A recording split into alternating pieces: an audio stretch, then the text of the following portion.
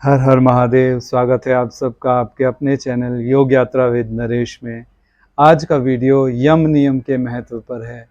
दैनिक जीवन में यम नियम के क्या क्या फ़ायदे हैं इसके बारे में आज बात करेंगे, और साथ ही साथ यम नियम के बिना अगर आप योग, आसन और प्राणायाम करते हैं तो उसके क्या क्या नुकसान हो सकते हैं और क्या क्या बड़े फ़ायदे से आप वंचित रह जाते हैं, इसके बारे में भी आज इसको हम एक दैनिक जीवन और एक योग के उदाहरण से समझने का प्रयास करेंगे।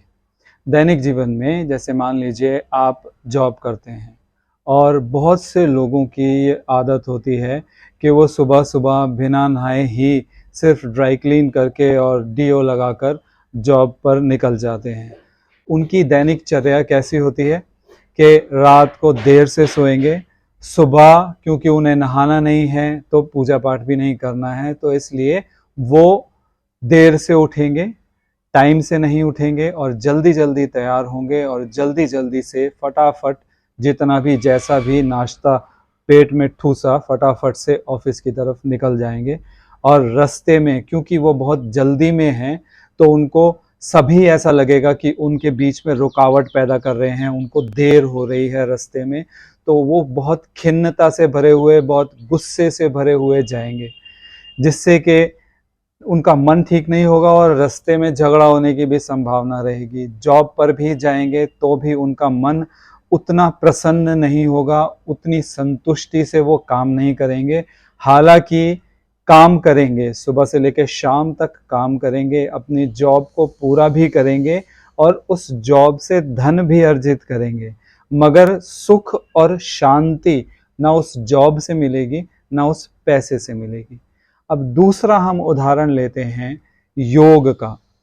आप योगासन करते हैं, प्राणायाम करते हैं, मगर यम नियम का पालन नहीं करते। तो अगर आप यम नियम का पालन नहीं करते तो खाली योगासन और प्राणायाम करने से आपका शरीर तो स्वस्थ हो जाएगा, मगर मन प्रसन्न नहीं होगा, सुख नहीं मिलेगा, शांति नहीं मिलेगी, ध्यान नहीं मिलेगा, धारणा नहीं मिलेगी, समाधि नहीं मिलेगी। जब आपको सुख नहीं मिलेगा, जब आपको ही सुख नहीं मिलेगा तो आप परिवार को क्या सुख दोगे? क्योंकि वही चीज मैं दूसरे को दे सकता हूं जो चीज मेरे पास है। अगर मेरे पास धन है तो मैं धन दूसरे को दे सकता हूं, अगर मेरे पास सुख है तो मैं सुख दूसरे को दे सकता हूं। तो क्यों ना हम कुछ ऐसा करें कि हमारे पास धन भी हो, सुख भी हो और शांति भी हो, तो हम ये सारी चीजें ही दूसरों को बांट सकें। दूसरों को बांटेंगे तो वही चीज हमें भी वापस मिलेगी। यम नियम का पालन करना आपके लिए बहुत ही आवश्यक है अगर आप सुखी, समृद्ध और एक परिपूर्ण जीवन जीना चाहते हैं तो। अब हम यम नियम क्या हैं ये जानते हैं और ये समझने का प्रयास करते हैं कि यम नियम हमारे लिए इतने ज़्यादा जरूरी क्यों हैं। तो 5 यम और 5 नियम होते हैं।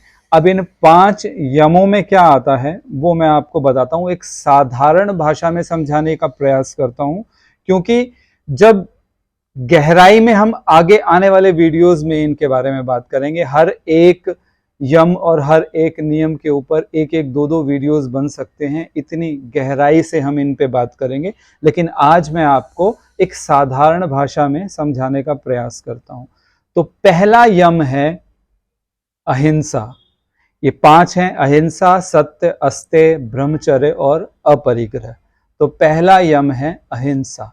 अहिंसा का मतलब, अब आप मान लीजिए आप एक ऑफिस चलाते हैं, तो आप कैसे लोगों को अपने पास रखना पसंद करेंगे, या आप कैसे लोग चाहेंगे कि आपके दोस्त हों और आपके रिश्तेदार हों?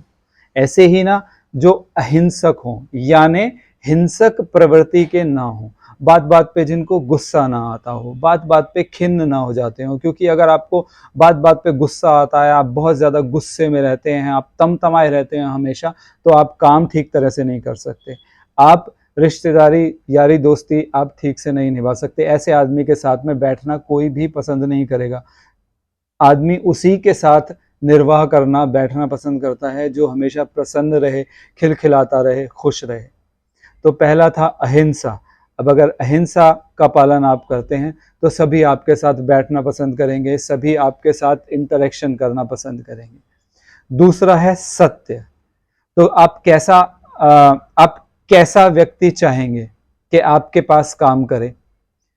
जो सत्य का पालन करता हो, जिसकी प्रवृत्ति सत्य की हो, मतलब कि जो काम किया उसको दिया जाए वो कर सकेगा या नहीं कर सकेगा, सच्चाई से आपको बता दे।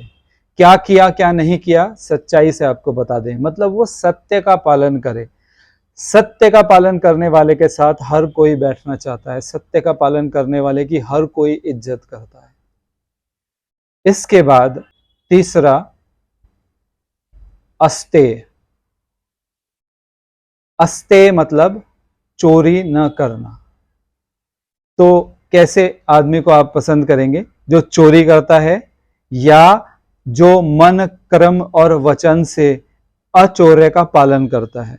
मतलब आप अपने ऑफिस में किसी को बुलाते हैं या आप अपने घर में किसी को बुलाते हैं, तो क्या आप ऐसे आदमी को अपने घर में या अपने ऑफिस में रखेंगे, उसे बुलाएंगे जिसका कि आपकी चीज़ों की तरफ ही ध्यान रहता है, जो कि लालची है, जिसको कि हमेशा कुछ ना कुछ पाने की इच्छा रहती है, जो कि नज़र बचा के कुछ ना कुछ आपसे लेने का प्रयास करता है? क्या ऐसे आदमी को आप अपने पास रखना चाहेंगे? या जो अस्तेय का पालन करता है, जो अचौर्य का पालन करता है, जो मन से भी इस बारे में नहीं सोचता है, जो एकदम पवित्र हृदय का जिसे आप कह सकते हैं, जिसके दिमाग में ही ये बात नहीं आती कि मैं इसकी ये चीज ले लूं या ये मेरे पास भी होती, ऐसे दिमाग में भी बात नहीं आती है, जो अपने ऊपर ध्यान देता है, अपना काम करता है। क्या ऐसे आदमी को आप अपने पास रखना चाहेंगे? विचार आप लोगों को करना है कि आप कैसे आदमी को अपने पास रखना चाहेंगे। इसी से आपको ध्यान आएगा कि आपको ये यम नियमों का पालन करना कितना जरूरी है। तो पहला अहिंसा, दूसरा सत्य, तीसरा अस्तेय, चौथा ब्रह्मचर्य।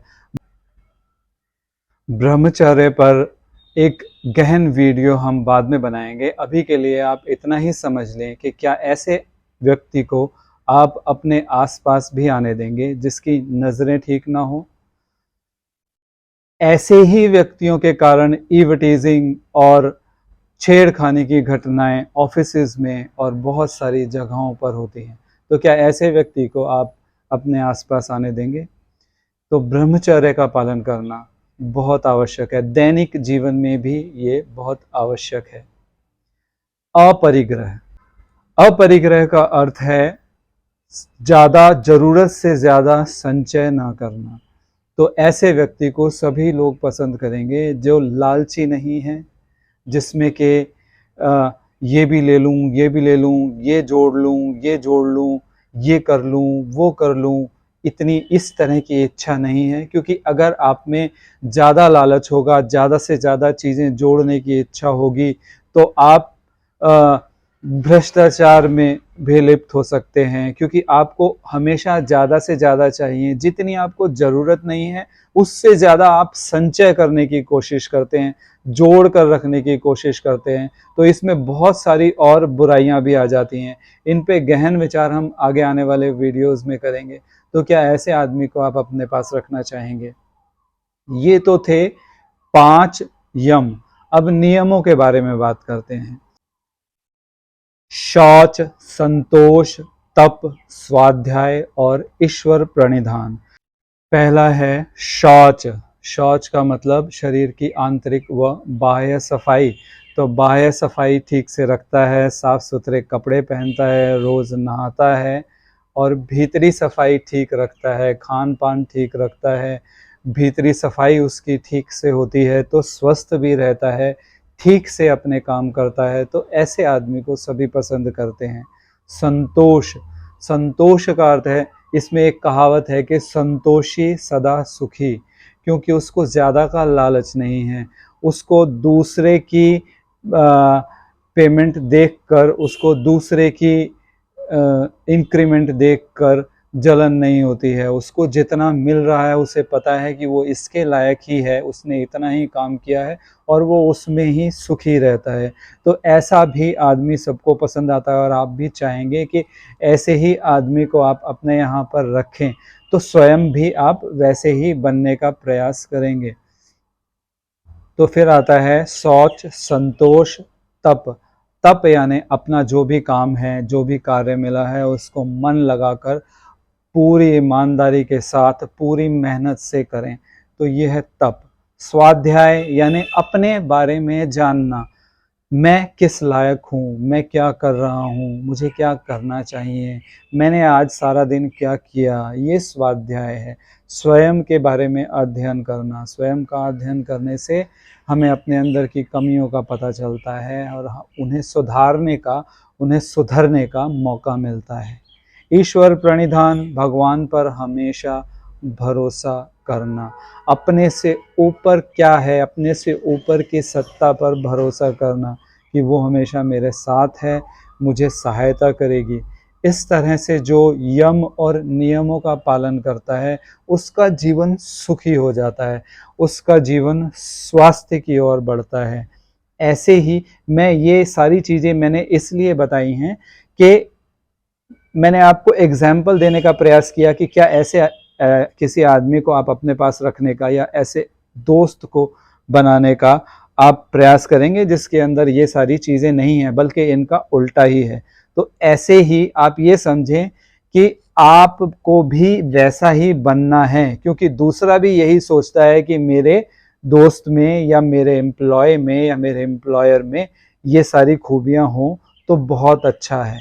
तो अगर ये आप भी इस चीज़ को अपने भीतर अपनाएंगे, यम नियम का पालन करेंगे, तो उसके बाद अगर आप आसन करेंगे, प्राणायाम करेंगे, ध्यान करेंगे, तो उसमें प्रगति होगी। अब योग के बारे में मैं एक उदाहरण देता हूं। अभी तो मैं ये ऊपर ऊपर से जनरल पब्लिक के लिए बताया। आज के समय में जनरल पब्लिक को ही नहीं, योगा टीचर्स को भी, योग का जो अध्ययन कर रहे हैं योगा टीचर्स को भी ये बहुत जरूरी है कि वो यम नियम का ठीक से पालन करें, क्योंकि बहुत से लोगों को मैंने देखा है कि वो आसन करते हैं, एडवांस आसनों तक पहुंच जाते हैं, उसके बाद में बहुत सारे इनाम भी जीत लेते हैं और अपने आप को एक अच्छा टीचर मानने लगते हैं, दूसरों को सिखाने भी लगते हैं, मगर यम नियम का पालन नहीं करते हैं। तो जब वो यम नियम का पालन नहीं करते हैं तो उनके अंदर भी वही परेशानियां होती हैं, वही चिढ़ होती है, वही दूसरों से जलना होता है, वही काम कम करना और ज़्यादा पैसे लेने की इच्छा करना, वही सब कुछ होता है। झूठ बोलना, वादा करके मुकर जाना, ये सारी चीज़ें उन लोगों में भी पाई जाती हैं। क्यों? क्योंकि वो यम नियम का ठीक से पालन नहीं करते। तो जब ये सारी चीज़ें हैं तो आप भूल जाइए कि आप कभी ध्यान भी कर सकेंगे, आप 10 मिनट मौन होकर बैठ भी सकेंगे। तो सिर्फ आसन और प्राणायाम कर लेने से आप योगा टीचर नहीं बन जाते हैं। बहुत सारे मैंने इंस्टाग्राम पे बहुत सारी पोस्ट देखी हैं बाहर के योगा टीचर्स की, यानी अमेरिका के और फॉरेन के योगा टीचर्स की बहुत सारी पोस्ट देखी हैं जिसके अंदर वो कहते हैं कि आसन करने से मेरे शरीर में बैलेंस आ गया, मेरे जीवन में बैलेंस आ गया और बहुत तरक्की हो रही है। लेकिन ऐसा कुछ भी असल में होता नहीं है। आसन और प्राणायाम करने से होता क्या है, आपका शरीर ठीक हो जाएगा। जब आपका शरीर ठीक हो जाएगा तो भीतर से एक प्रसन्नता जागेगी और आपको लगेगा कि वाह, मुझे मिल गया, मेरे जीवन में बैलेंस आ गया। मगर ऐसा नहीं है।